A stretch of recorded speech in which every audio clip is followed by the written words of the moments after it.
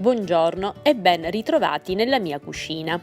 Oggi prepareremo i carciofi ripieni ammollicati, un piatto leggero e allo stesso tempo gustoso.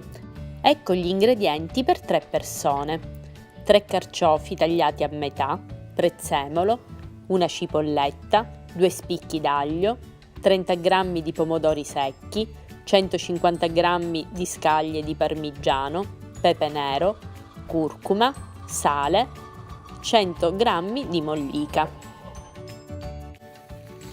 Con un tritaverdure prepariamo il ripieno per i nostri carciofi. Inseriamo la cipolla, l'aglio, i pomodori secchi,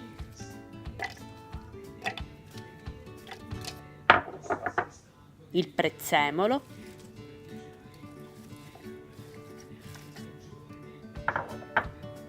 e tritiamo.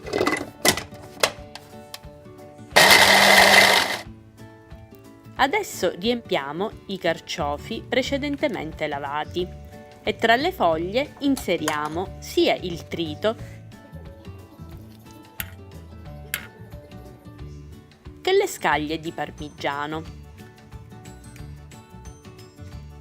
Possiamo anche usare del pecorino per renderli più saporiti. E un pizzico di sale.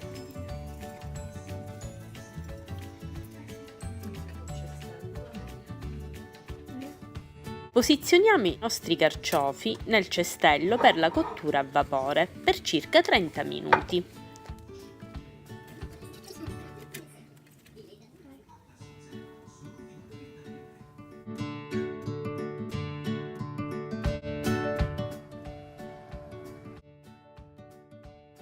Poi, per renderli più appetitosi, facciamo una gratinatura in forno nel seguente modo: mescoliamo la mollica con della curcuma a nostro piacere e un filo d'olio.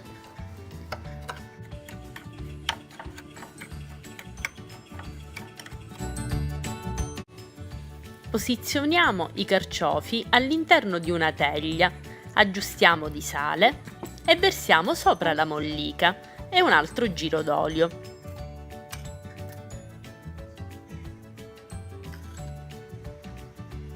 Inforniamo a 200 gradi con funzione ventilata e grill per 10 minuti. Ed ecco pronti i nostri carciofi. Alla prossima!